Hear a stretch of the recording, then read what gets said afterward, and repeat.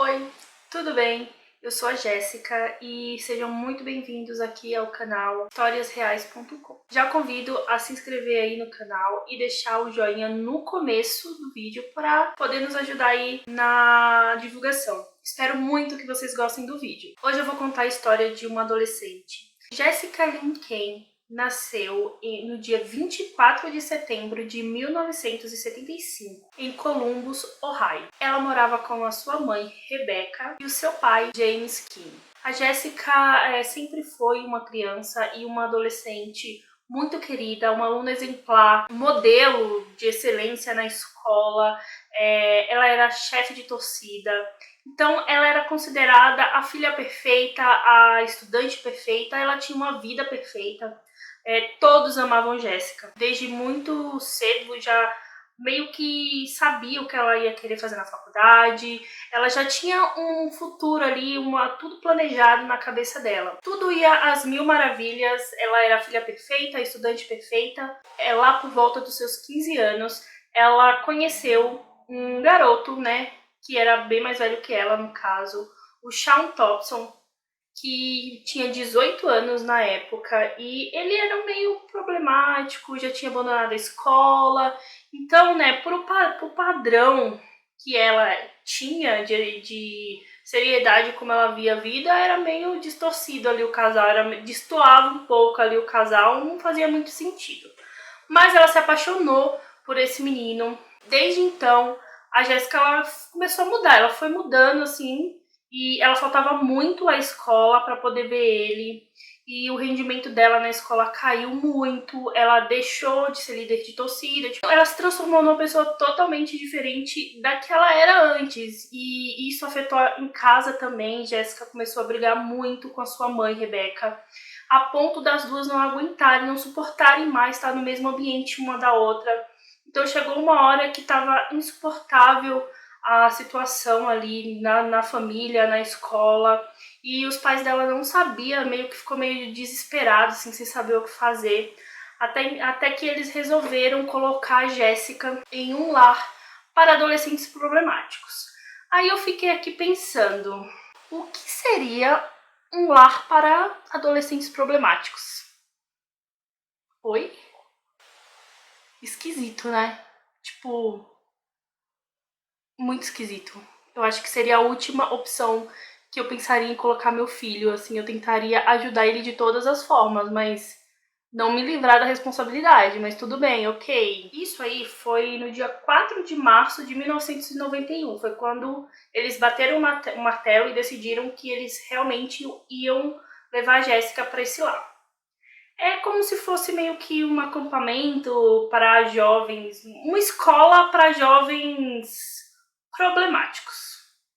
Depois de algumas semanas já com os acompanhamentos e os aconselhamentos, dava a impressão que a Jéssica estava retomando assim, a consciência, né, dos seus erros, do que ela estava fazendo nos últimos tempos, e parecia que estava tudo começando a se encaminhar. Até que, um dia antes da Jéssica receber alta desse lar, né, foi quando tudo aconteceu. A Jéssica teve uma briga muito feia por telefone nesse dia com o Shawn, seu namorado, a ponto de ela terminar todo o relacionamento com ele. E ela, depois que desligou o telefone, super estressada e bem chateada, ela decidiu que ela ia no shopping.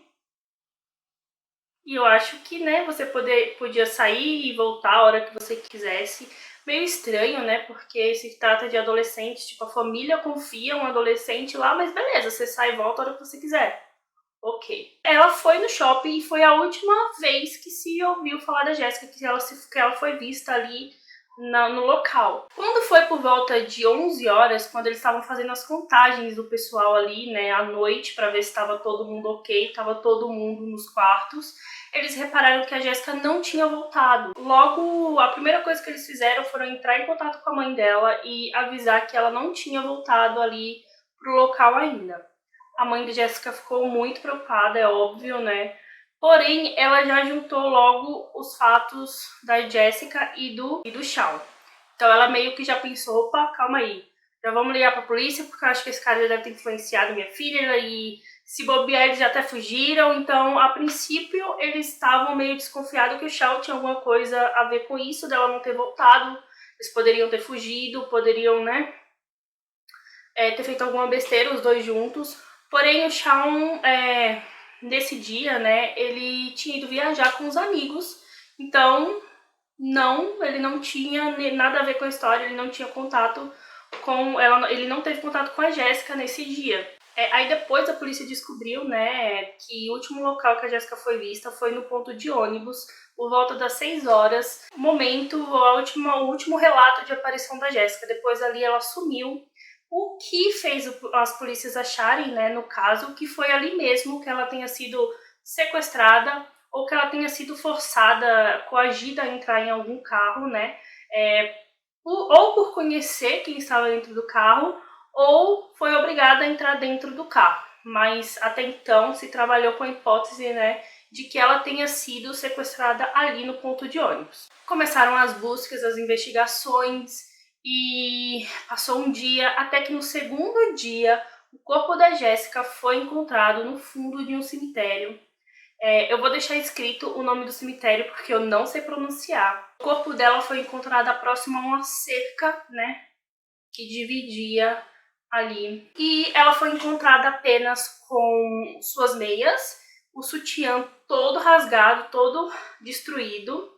E ela estava com seu anel, com a sua pulseira, porém eles não acharam o colar que ela sempre usava em lugar nenhum.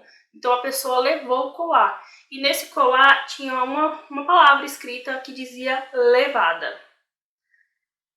Deve ser no sentido de menina levada, alguma coisa assim. Na autópsia eles relataram que a Jéssica sofreu abuso sexual e que provavelmente ela foi espancada até a morte. Examinando ali o local, policiais constataram que ela tinha marcas ali entre os túmulos, e os policiais constataram que ela tentou ali se esconder. Então a teoria é que pegaram ela, né, no ponto de ônibus, manteram ela por algumas horas ali, até que em um momento a Jéssica conseguiu se desvencilhar e se soltar ali e sair do carro. Isso estava à noite, escuro, então a Jéssica correu muito pela estrada, só de meia, né, e sutiã, ou seja, ela correu pelada ali pela estrada à noite, muito escuro, e ela tentou se esconder ali entre os túmulos do cemitério para que ela não fosse achada, né, pelo cara que estava perseguindo ela. Até que em um determinado momento a Jéssica viu uma luz bem longe, que era de uma casinha. Então ela viu ali uma esperança, ela tentou sair correndo em direção à luz para tentar pedir ajuda, né? Até que a Jéssica ela bateu na cerca, na bendita cerca onde ela foi encontrada, porque, óbvio, gente, tava muito escuro, então ela não conseguiu identificar ali, e foi o tempo suficiente para o cara conseguir alcançar ela. Ali mesmo ele a violentou, e com um túmulo, uma lápidezinha de mais ou menos 30 quilos, ele matou ela, né? Espancou bastante ela, deixou a garota ali, até que 2 dias depois encontraram ela. E assim, claro que a princípio todos os olhares, mesmo com o álibi lá do Shawn, toda a polícia ali meio que se voltou para ele. Só que realmente não tinha como, eles acabaram, não só pelo fato dele ter conseguido provar que estava viajando com os amigos na hora, mas por exames de DNA, né, vestígios que encontraram nela. Então ali já foi descartado totalmente que ele não tinha nada a ver com isso. Porém, não se tinha pista, não se tinha nada. Nada. O tempo foi passando e o caso simplesmente não andava, não tinha... Parece que um fantasma literalmente tinha matado aquela garota. Os pais dela resolveu colocar uma cruz no local, na cerca, bem no local onde ela foi encontrada, né, onde ela bateu, e para poder ser lembrado da história dela, a dor que a família passou, e para que as pessoas não esquecessem que tinha um bandido solto, alguém que fez aquilo com a filha dela e que estava simplesmente solto aí, e tudo bem. E, gente, essa história se arrastou aí por muitos anos, parecia até então ser um caso não solucionado. Porém, por incrível que pareça, 17 anos depois, em uma coincidência totalmente do destino, um homem foi preso, suspeito de agressão e estupro de outras mulheres, mais ou menos, que foi comprovado 2 mulheres, e eles iam pegar o DNA dele e mandar lá para ver se aparecia alguma coisa, né? E deu positivo. Até que em 2019 ele resolveu confessar o assassinato, o sequestro e o estupro de Jessica Lee. Ele tentou fazer um acordo ali e confessou, né? E acabou pegando uma prisão perpétua sem chances de liberdade condicional até 2038, o que eu acho muito pouco. E 17 anos depois, enfim, foi solucionado o mistério, né, da morte da Jessica Lee. E você, o que achou dessa história? Conta aqui pra mim nos comentários. Até a próxima!